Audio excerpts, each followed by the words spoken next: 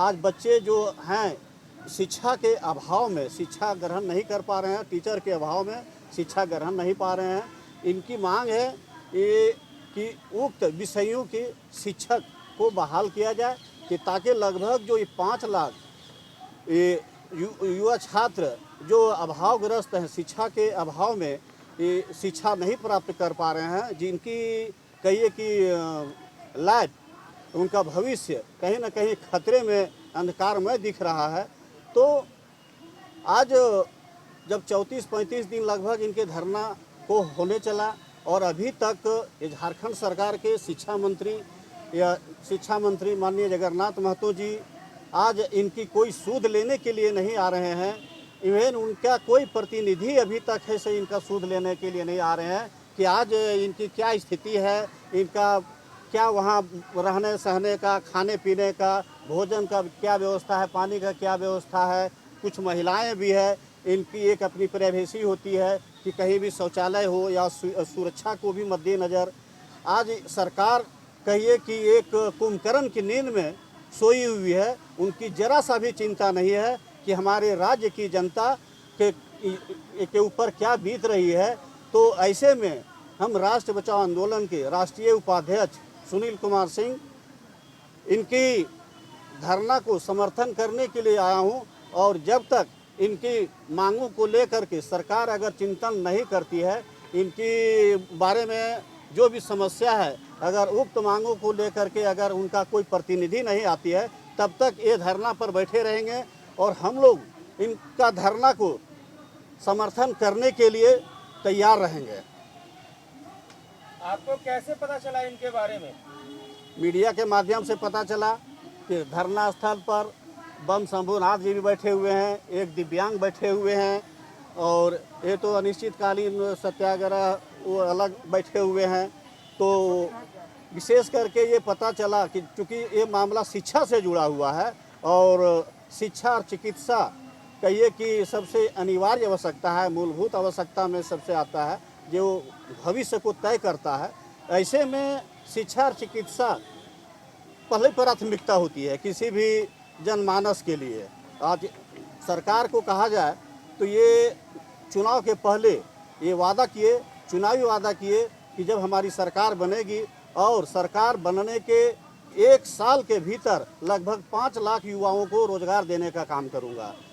दूसरी बात, आज अगर कहा जाए तो आज झारखंड में आज देखिए कि महिलाएं की सुरक्षा की बात करें, आज इनकी सरकार में अगर कुछ इस सरकार की जो काज है उस पर हम चर्चा यदि करें तो आपको पता होगा कि आज देखिए धनबाद में जब एक जज सुरक्षित नहीं है, आपका देखिए आपका वर्तमान मामला रिसेंट में देखिए खूंटी की एक महिला थाना प्रभारी, ये देखिए ASI का कि किस तरह से पशु जिस तरह से आज उसको तस्कर लोग आज रौंद दिए।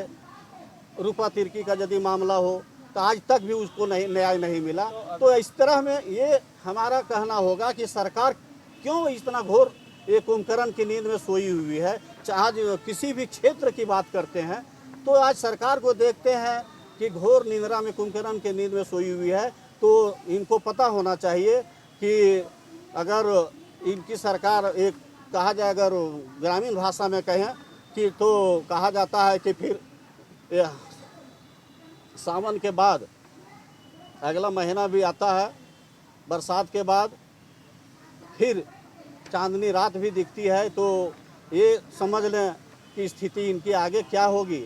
फिर कहीं ना कहीं इनको औंधे मुंह गिरना पड़ेगा, सरकार को खुद जनता जवाब देगी। आपने इनका मामला सुन लिया है, जान लिया है, आपको क्या लगता है इन्हें न्याय मिलेगा?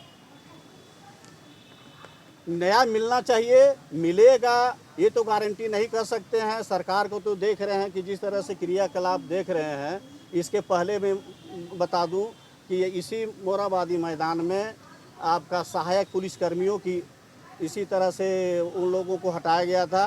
तो उनके समर्थन में हमने बैठने का काम किया था, समर्थन देने का कार्य किया था। उस समय मुख्यमंत्री जी, माननीय मुख्यमंत्री हेमंत सोरेन जी ने आश्वासन दे करके और धरना को ख़त्म करने का काम किया था। अब हमें लगता है कि जो उप मांगों को ये आश्वासन दिए थे। लगता है आज तक भी ये, हमें नहीं लगता कि आज तक ये पूरा कर पाए हैं। राष्ट्र बचाओ आंदोलन क्या करने जा रहा है आगे इस मामले में? देखिए, राष्ट्र बचाओ आंदोलन का ये मिशन ही है कि जो भी विषय राष्ट्र से जुड़ा हुआ है, जिससे राष्ट्र प्रेमियों को, राष्ट्रवादियों को, आज इस देश के जो भी नागरिक हैं, देश में रहने वाले नागरिक हैं, उनके ऊपर किसी तरह की भी आपत्ति विपत्ति में राष्ट्र बचाओ आंदोलन हर समय कंधे से कंधा मिला करके उनके साथ खड़ा होने के लिए तैयार है। जेएमएम की सरकार है, गठबंधन की सरकार है, लेकिन आंदोलनों का जो सिलसिला है वो इस सरकार में थमने का नाम नहीं ले रहा है। क्या लगता है, सरकार बेबस है या उसको किसी की सुध पड़ी नहीं है? सरकार बेबस नहीं है। अब तो आपको पता होगा कि जब ये मुख्यमंत्री जी का पीए पंकज मिश्रा का जो ईडी द्वारा जब इनको गिरफ्तार किया गया, तो आज ही का अखबार में पढ़ लीजिए कि आज जो पंकज मिश्रा जो मुंह खोले हैं तो क्या बोले हैं।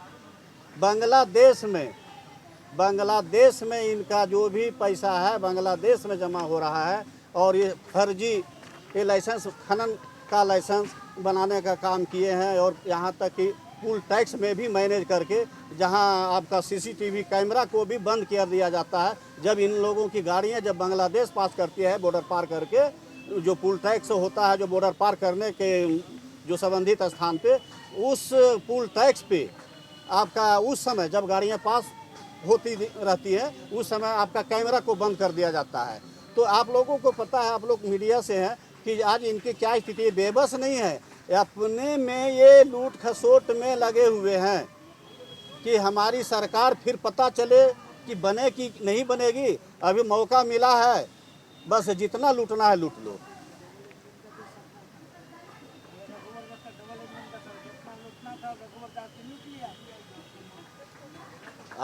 आज देखिए किस तरह से ग्रामीण में उग्रवादी और शहर में अपराधी बेलगाम हो गया है। दिन दहाड़े मर्डर हो रहा है, दिन दहाड़े आपको लूटा जा रहा है, छिनतई किया जा रहा है, डकैती किया जा रहा है। बायोम डॉक्टर बनने का है सपना, मगर सही गाइडेंस की है कमी, तो आए बायोम। रांची में सिर्फ मेडिकल की तैयारी के लिए एक बेहतरीन संस्थान, नीट और एम्स की तैयारी के लिए सन 2001 से मेडिकल प्रिपरेशन के लिए सबका भरोसेमंद संस्थान बायोम, इनू एवं नगरटोली, Ranchi. thefollowup.in. Like, share, and subscribe.